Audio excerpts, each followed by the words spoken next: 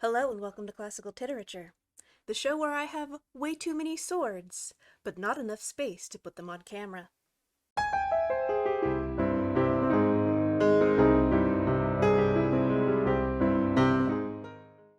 The last time we checked in with Arthur, his brother, Sir Kay, had broken his sword during the tournament.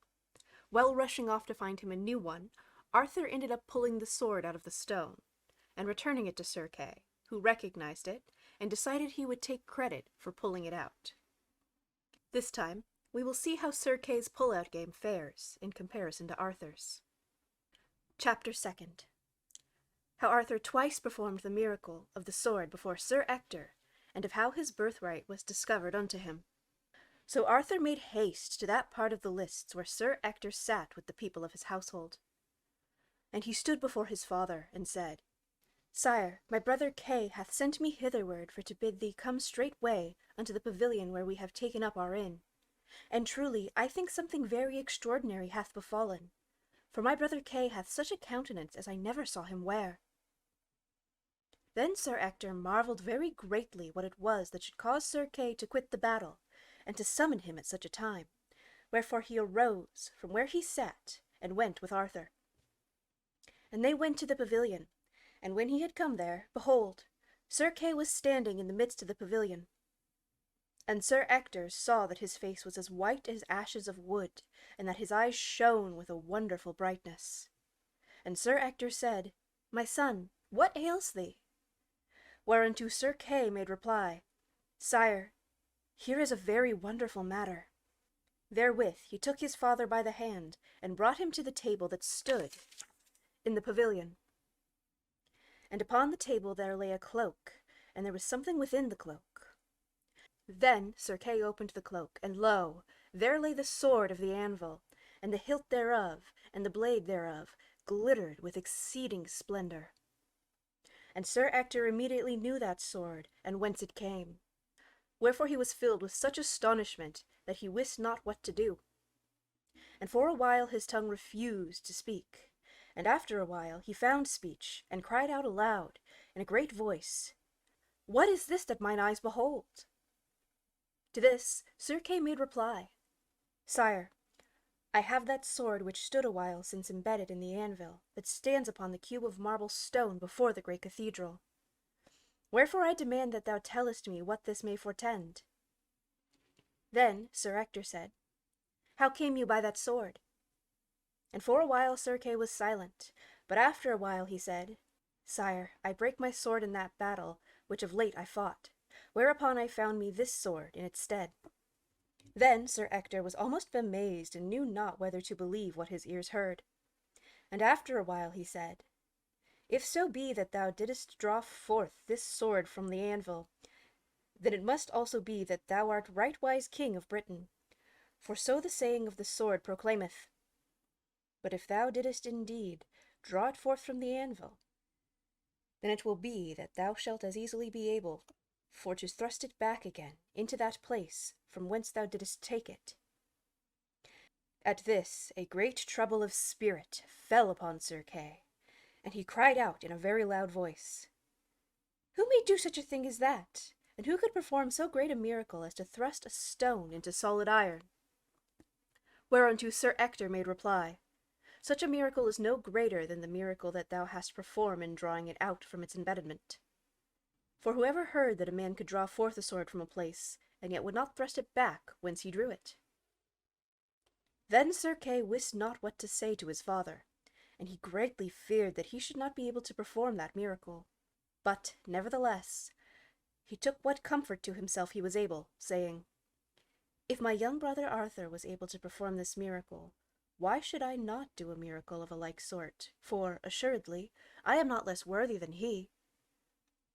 Wherefore, if he drew the sword forth with such ease, it may be that I, with equal ease, shall be able to thrust it back into its place again. Accordingly, he took such comfort to himself in these thoughts as he was able.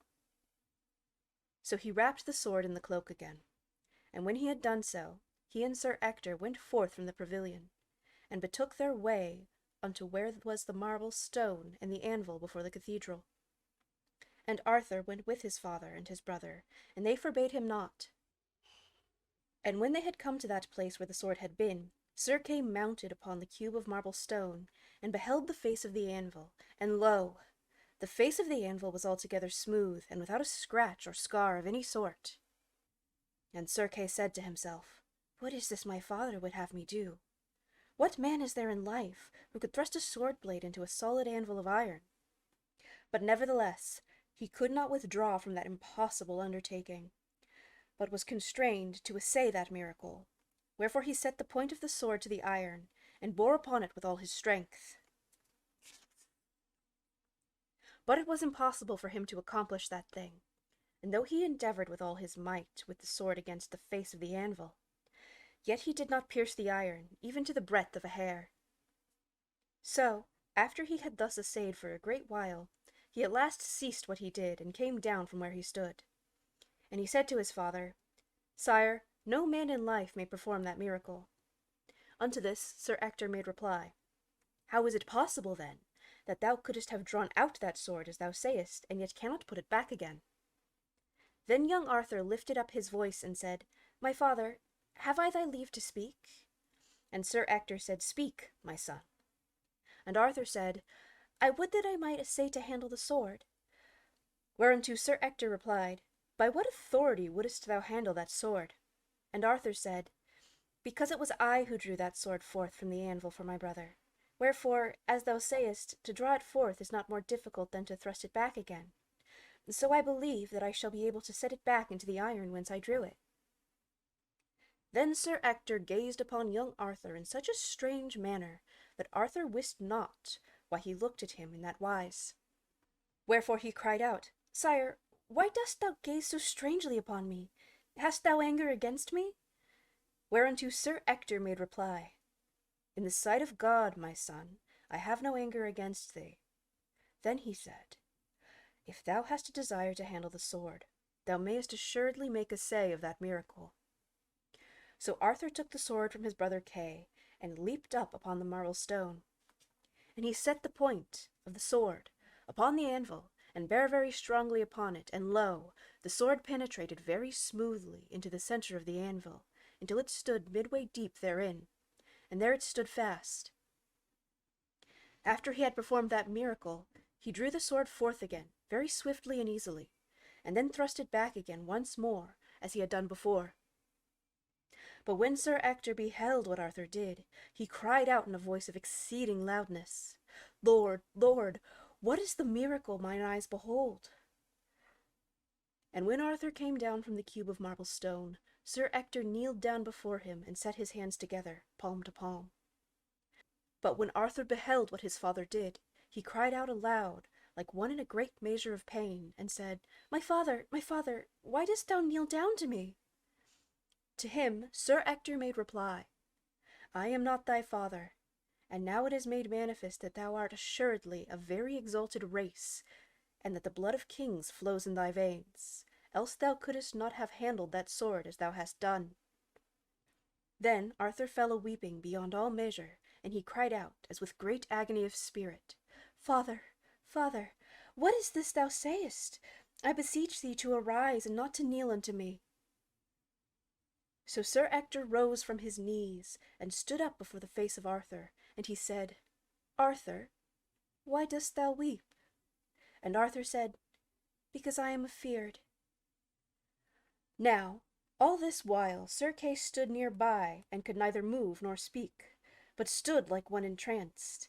And he said to himself, What is this? Is my brother a king? Then Sir Ector spake, saying, Arthur, the time hath come for thee to know thyself, for the true circumstances of thy life have, heretofore, been altogether hidden from thee. Now I do confess everything to thee in this wise, that 18 years ago there came to me a certain man very wise and high in favour with Uther Pendragon, and that man was the enchanter Merlin. And Merlin showed me the signet ring of Uther Pendragon, and he commanded me by virtue of that ring I should be at certain assigned place at a particular time when he nominated. And the place which he assigned was the postern gate of Uther Pendragon's castle, and the time which he named was midnight of that very day. And he bade me tell no man aught concerning these things which he communicated to me, and so I kept his counsel, as he desired me to do. So I went to that postern gate at midnight, as Merlin had commanded. And at that place there came unto me Merlin and another man, and the other man was Sir Ulfius, who was the chief knight of Uther Pendragon's household. And I tell thee that these two worthies stood nigher unto Uther Pendragon than any other men in all the world. Now when those two came unto me, I perceived that Merlin bare in his arms a certain thing wrapped in a scarlet mantle of fine texture. And he opened the folds of the mantle, and lo, I beheld a child not long born, and wrapped in swaddling clothes. And I saw the dragon in the light of a lanthorn, which Sir Ulfius bare, and I perceived that he was very fair of face and large of bone, and thou wert that child. Then Merlin commanded me in this wise, that I was to take that child, and that I should rear him as my own. And he said that the child would be called by the name of Arthur. And he said that no one in all the world was to know otherwise than that the child was mine own. And I told Merlin that I would do so, and he would have me, whereupon I took the child and its bearer away from me. And I told Merlin that I would do as he would have me, whereupon I took the child and bare it away with me. I proclaimed that the child was mine own, and all over the world believed my words. Wherefore no one ever knew otherwise than that thou wert mine own son. And that lady who was mine wife, when she died, she took that secret with her unto paradise.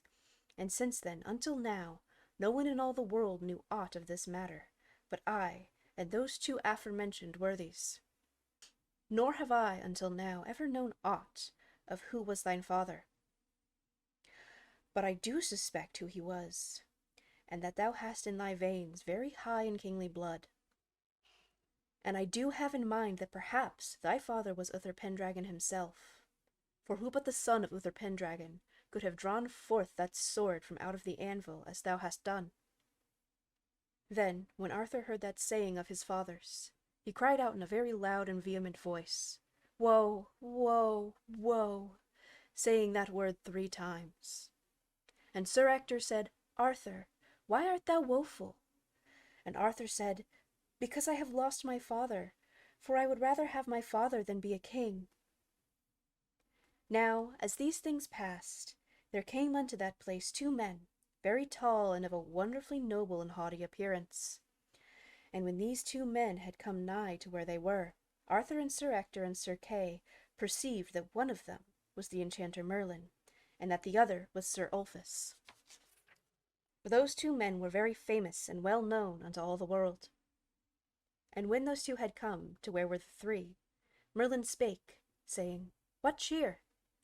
And Sir Ector made answer, Here is a cheer of a wonderful sort. For behold, Merlin, this is that child that thou didst bring unto me 18 years ago, and lo, thou seest he has grown unto manhood. Then Merlin said, Sir Ector, I know very well who is this youth, for I have kept diligent watch over him for all this time. And I know that in him lieth the hope of Britain. Moreover, I tell thee that even today, within the surface of an enchanted-looking glass, I have beheld all that he hath done since the morning.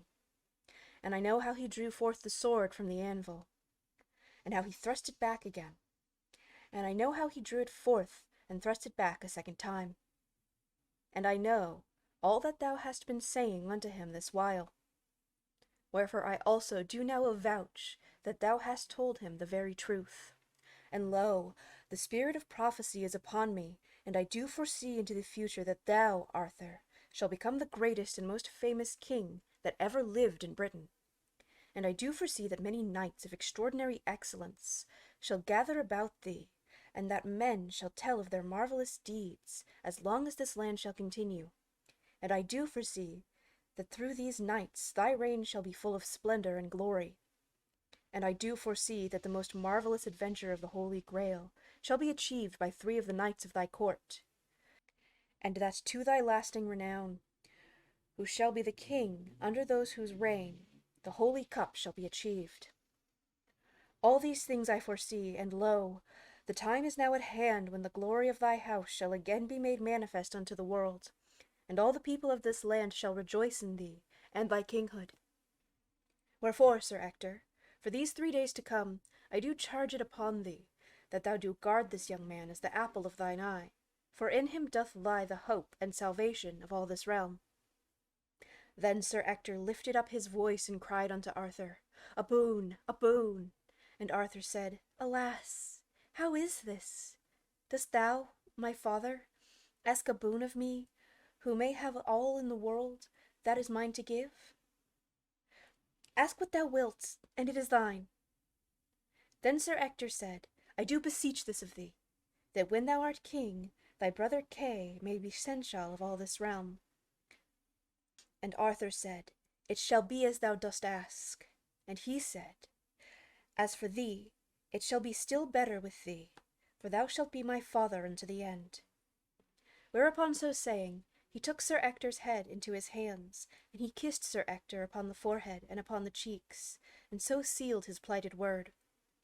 But all this while Sir Kay had stood like unto one struck by thunder, and he wist not whether to be uplifted into the skies, or to be cast down into the depths, that his young brother should thus have passed by him, and exalted unto that extraordinary altitude of fortune. Wherefore he stood like to one bereft of life and motion. And let it be said that Arthur fulfilled all that he had thus promised to his father, for in the after times he made Sir Kay his seneschal, and Sir Ector was to him a father until the day of his death, which same befell 5 years from that time. Thus I have told you how the royalty of Arthur was first discovered, and now, if you will listen, ye shall hear how it was confirmed before all the world. Chapter 3rd. How several kings and high dukes essayed to draw the sword out of the anvil, and how they failed. Likewise, how Arthur made the essay, and succeeded therein. So when the morning of Christmas Day had come, many thousands of folks of all qualities, both gentle and simple, gathered together in front of the cathedral for to behold the essay of that sword. Now there had been a canopy of embroidered cloth of divers colors, spread above the sword and the anvil, and a platform had been built around about the cube of marble stone. And nigh unto that place there had been a throne for the archbishop established, for the archbishop was to overlook that essay, and to see that every circumstance was fulfilled with due equity and circumspection. So when the morning was half gone by, the archbishop himself came with great pomp of estate, and took his seat upon the high throne that had been placed for him.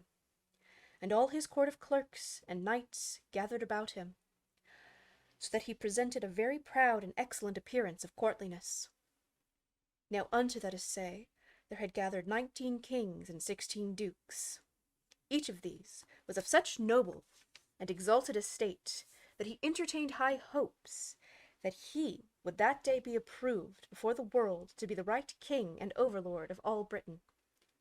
Wherefore after the archbishop had established himself upon his throne, there came several of these, and made demand that he should straightway put that matter to the test. So the archbishop commanded his herald for to sound a trumpet, and to bid all who had the right to make essay of the sword to come unto that adventure. And the herald did accordingly as the archbishop ordered. And when the herald had sounded his trumpet, there immediately appeared the first of those kings to make trial of the sword. And he who came was King Lot of Orkney and the Isles. With King Lot there came 11 knights and 5 squires, so that he appeared in very noble estate before the eyes of all.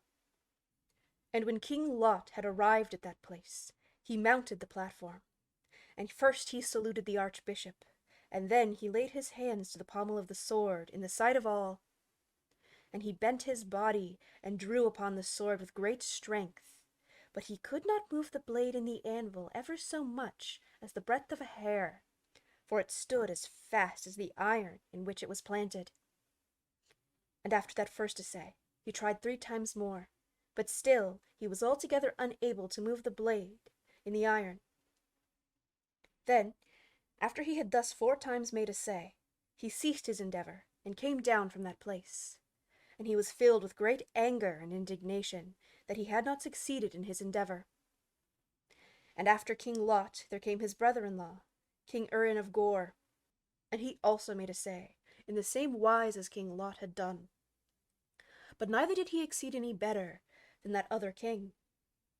And after King Urin there came King Fionn of Scotland, and after King Fionn there came King Mark of Cornwall, and after King Mark there came King Rience of North Wales, and after King Rience there came King Ligo de Grance of Camelard, and after him came all those other kings and dukes before enumerated, and not one of all these was able to move the blade. And some of these high and mighty lords were filled with anger and indignation that they had not succeeded, and others were ashamed that they had failed in that undertaking before the eyes of all those who looked upon them. But whether they were angry or whether they were ashamed, it in no wise helped their case.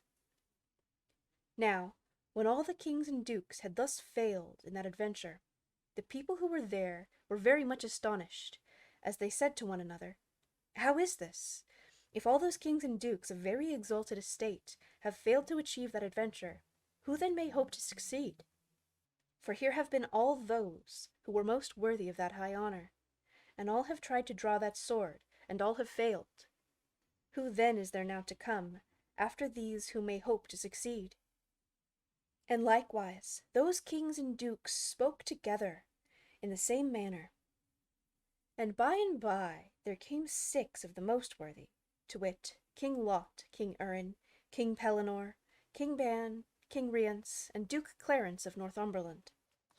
And these stood before the throne of the Archbishop, and spake to him in this wise: "Sir, here have all the kings and dukes of this realm striven before you to draw forth that sword, and lo! not one of all these who have undertaken that thing hath succeeded in his undertaking. What then may we understand but that the enchanter Merlin hath set this adventure for to bring shame and discredit upon all of us who are here, and upon you, who are the head of the church in this realm? For who in all the world may hope to draw forth a sword blade out of a bed of solid iron? Behold, it is beyond the power of any man. Now, therefore, lest all this great congregation should have been called here in vain, we do beseech you of your wisdom, that you do presently choose the one from among the kings here gathered, who may be best fitted to be overlord of this realm. And when ye shall have chosen him, we will promise to obey him in all things whatsoever he may ordain. Verily, such a choice as that will be better worth while than to spend time in this foolish task of striving to draw forth a sword out of an anvil which no man in all the world may draw forth." Then was the Archbishop much troubled in spirit, for he said to himself, "Can it be sooth that Merlin hath deceived me, and hath made a mock of me, and of all these kings and lordly folk? Surely this cannot be, for Merlin is passing wise, and he would not make a mock of all the realm for the sake of so sorry a jest as this would be. Certes, he hath some intent in this, of which we know not, being of less wisdom than he. Wherefore I will be patient for a while longer." Accordingly, having communed thus within himself, he spake aloud in this wise to those 7 high lords: "Messieurs," he said, "I have yet faith that Merlin hath not deceived us, wherefore I pray your patience for one little while longer. For, if in that time a man may count 500 twice over, no one cometh forth to perform this task, then will I, at your behest, proceed to choose one from amongst you, and will proclaim him king and overlord of all." For the Archbishop had faith that Merlin was about to immediately declare a king before them all. Now we leave these, and we turn unto Arthur and his father and brother.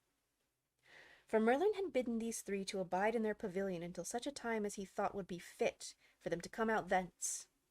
And that time being now come, Merlin and Sir Ulfius went to the pavilion of Sir Ector, and Merlin said, "Arthur, arise and come forth, for now is the hour to come for thee to essay before the whole world that miracle which thou didst of late execute in privacy." So Arthur did as Merlin bade him to do, and he came forth from the pavilion with his father and brother. And lo, he was like one who walked in a dream. So they five went down from thence toward the cathedral, and unto that place of assay. And when they had come to the congregation there assembled, the people made way for them, greatly marvelling, and saying to one another, Who are these with the enchanter Merlin and Sir Ulfius, and whence come they? For all the world knew Merlin and Sir Ulfius, and they wist that here was something very extraordinary about to happen. And Arthur was clad in all flame-colored raiment, embroidered with threads of silver, so that others of the people said, Certes, that youth is very fair for to look upon. Now who may he be? But Merlin said no word to any man, but he brought Arthur through the press unto the place where the archbishop sat. And the press made way for him, so that he was not stayed in his going. And when the archbishop beheld Merlin come thus with those others, he arose and said, Merlin, who are these whom thou bringest unto us?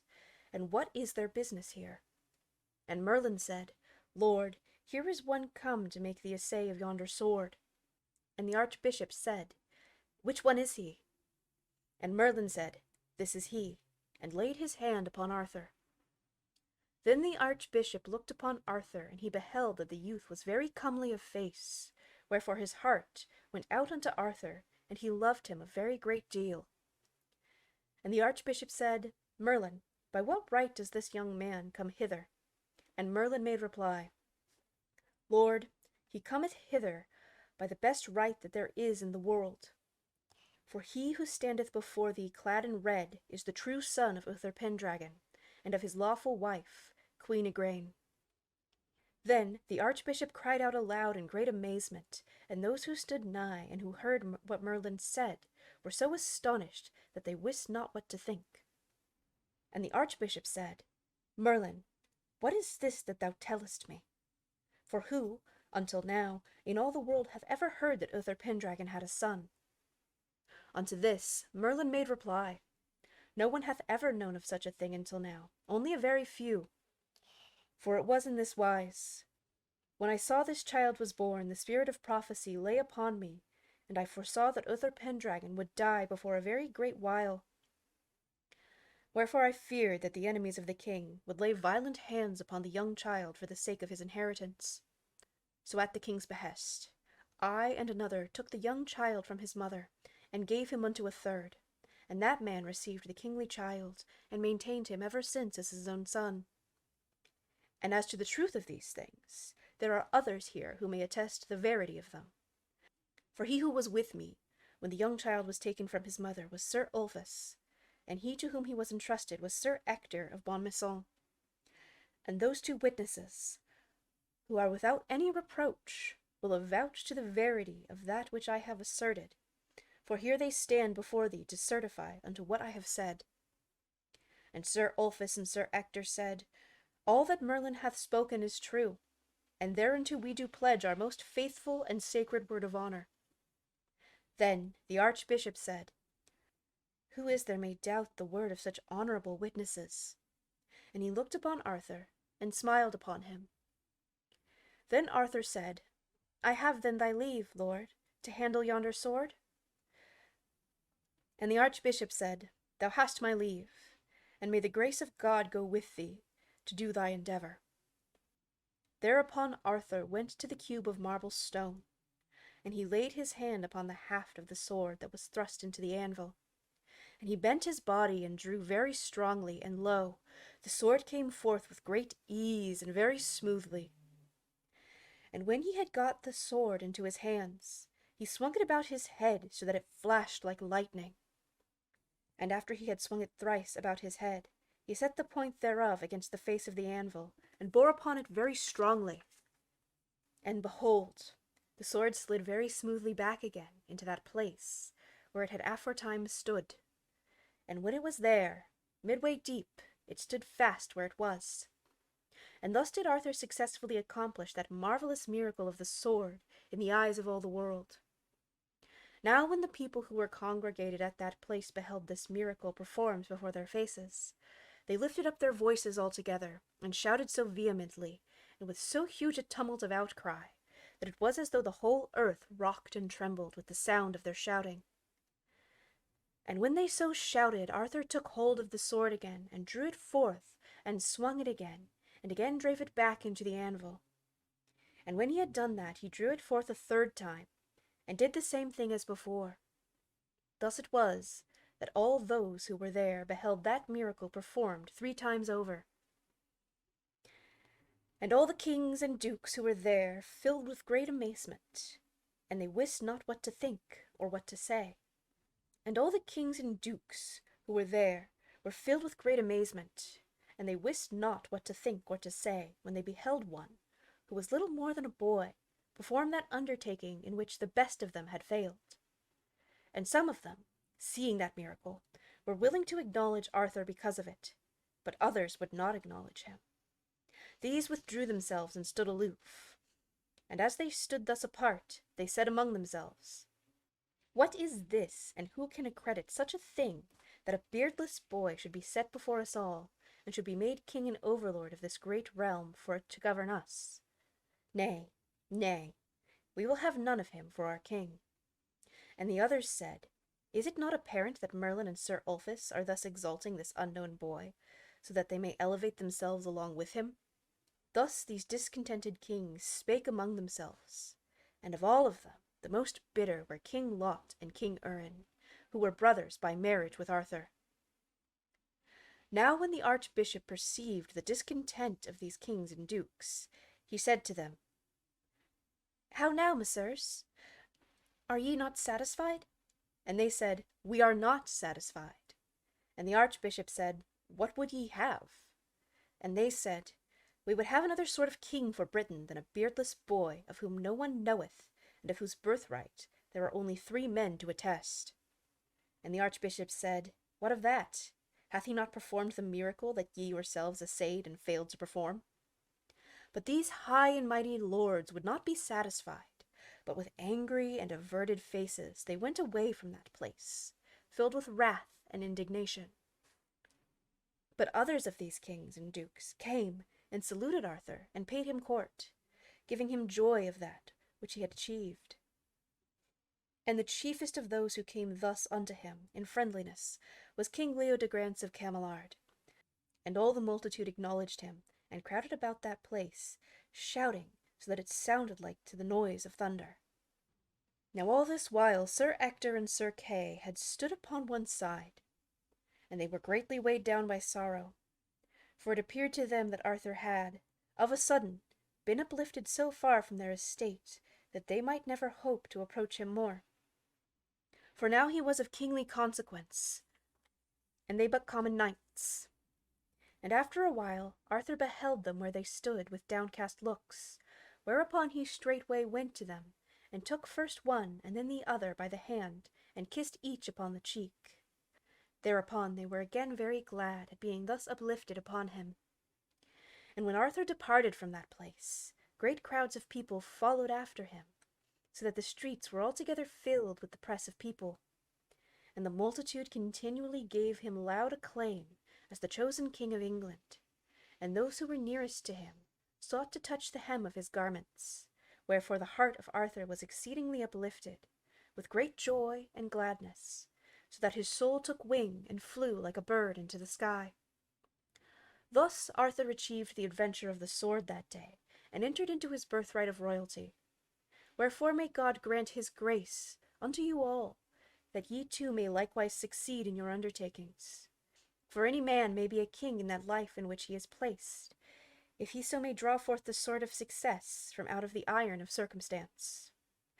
Wherefore when your time of assay cometh, I do hope it may be with you, as it was with Arthur that day, and that ye too may achieve success with entire satisfaction unto yourself, and to your great glory and perfect happiness. Amen. Now, after these things had happened, there was much talk among men, and great confusion and tumult. For while some of the kings and nearly all the multitude said, Lo, here is a king come to us, as it were, from out of heaven, for to bring peace unto our distracted land. Yet other kings, and they who were of greater number, said, Who is this beardless boy who cometh with a claim to be high king of Britain? Who ever heard of him before? We will have none of him except upon further trial and upon greater avouchment. So, for the sake of peace, the archbishop ordained that another assay of the sword should be made at Candlemas, and here again all those who endeavoured to draw forth the sword failed thereat, but Arthur drew it forth several times, very easily, in the sight of all. And after that a third trial was made at Easter, and after that a fourth trial was made at Pentecost. And at all these trials Arthur repeatedly drew out the sword from the anvil, and no one but he could draw it forth. And after that fourth trial, sundry of the kings, and many of the lesser barons and knights, and all of the commons, cried out that these were trials enough, and that Arthur had assuredly approved himself to be rightwise king. Wherefore they demanded that he should be made king indeed, so that he might rule over them. For it had come to pass that whithersoever Arthur went, great crowds followed after him, hailing him as the true son of Uther Pendragon, and rightwise lord of Britain. Wherefore the archbishop, seeing how the people loved Arthur, and how greatly they desired for him for their king, ordained that he should be anointed and crowned unto the royal estate. And so it was done at the great cathedral. And some say that the cathedral was St. Paul's, and some say that it was not. But when Arthur had thus been crowned, all those who were opposed unto his kingship withdrew themselves in great anger, and immediately set about to prepare war against him. But the people were with Arthur, and joined with him. And so did several kings, and many of the lesser barons and knights. And, with the advice of Merlin, Arthur made friends and allies of sundry other kings, and they and he fought 2 great wars with his enemies, and won both of these wars. And in the second war was fought a very famous battle, nigh to the forest of Bendigrain, wherefore it was called the Battle of Bendigrain. And in that Arthur overthrew his enemies so entirely that it was not possible for them to ever hope to unite in war against him again. And of King Lot, his brother-in-law, King Arthur brought 2 of his sons to court, for to dwell there, and to serve as hostages of peace thereafter. And these 2 were Gawain and Gaheris, and they became, after a while, very famous and accomplished knights. And as of King Urien, his other brother-in-law, Arthur brought unto court his one son, Owain, for to hold as a hostage of peace. And he also became, in time, a very famous and accomplished knight. And because of these hostages, there was peace thereafter betwixt these kingly brothers for all time. And a certain very famous king and knight, hit King Pellinore, who was one of his enemies, Arthur drove out of his possessions, and away from the habitations of men, and into the forest. And King Rience, who was another of his enemies, he drave into the mountains of North Wales. And other kings who were his enemies he subjugated to his will, so that all the land was at such peace that it had not enjoyed since the like of the days of Uther Pendragon. And King Arthur made Sir Kay his seneschal, as he had promised to do, and he made Sir Ulfius his chamberlain. And Merlin he made his counsellor, and Sir Bodwain of Britain he made his constable. And these men were all of such a sort as greatly enhanced the glory and renown of his reign, and established him upon his throne with entire security. Now when the reign of King Arthur became thus entirely established, and when the renown of his greatness began to be known in the world, many men of noble souls, and of large spirit, and of high knightly prowess, knights who desired above all things to achieve glory at arms in courts of chivalry, perceived that great credit and exaltation of estate were likely to be won under such a king. So it fell out that, from all parts, by little and little, there began to gather together such a court of noble, honourable knights about King Arthur as men never beheld before that time, and shall haply never behold again. For even to this day the history of those good knights is known to the greater part of mankind. Yea, the name of many kings and emperors have passed away, and have been forgotten. But the names of Sir Galahad, and of Sir Launcelot of the Lake, and of Sir Tristram of Lyoness, and of Sir Percival of Gales, and of Sir Gawain, and of Sir Owain, and of Sir Bors de Ganis, and of many others of that noble household of worthy brotherhood, is still remembered by men. Wherefore, I think that it is very likely that so long as words shall be written, the performances of these worthies shall be remembered. So in this history yet to be written, I have set it for my task to inform him who reads this book of many of these adventures, telling him, besides, of several circumstances as I do not believe are known unto everybody. And by, when I shall tell of the establishment of the Round Table, I shall set forth a tabulated list of a number of those worthies, who at this time assembled at the court of Arthur, as men chosen to found that order of the Round Table, and who, for that reason, were entitled the ancient and honorable companions of the Round Table. For though this entire history chiefly concerneth King Arthur, yet the glory of these great honorable knights was his glory, and his glory was their glory, wherefore one cannot tell of the glory of King Arthur without also telling of the glory of those noble gentlemen aforesaid. And I think we will stop there for today. Next time, we will pick up with the winning of a sword. In the meantime, you can follow me on any of these social medias. If you liked this video, be sure to like and subscribe and maybe leave a comment. Tell me who your favorite knight is. I definitely have a favorite, and a least favorite. If you would like to be knighted in the hallowed halls of my credits, you can go follow me over on Patreon. Patrons get extra bonuses, like their name in the credits, bonus videos, and videos a week early. This has been Classical Titerature. Thanks for watching.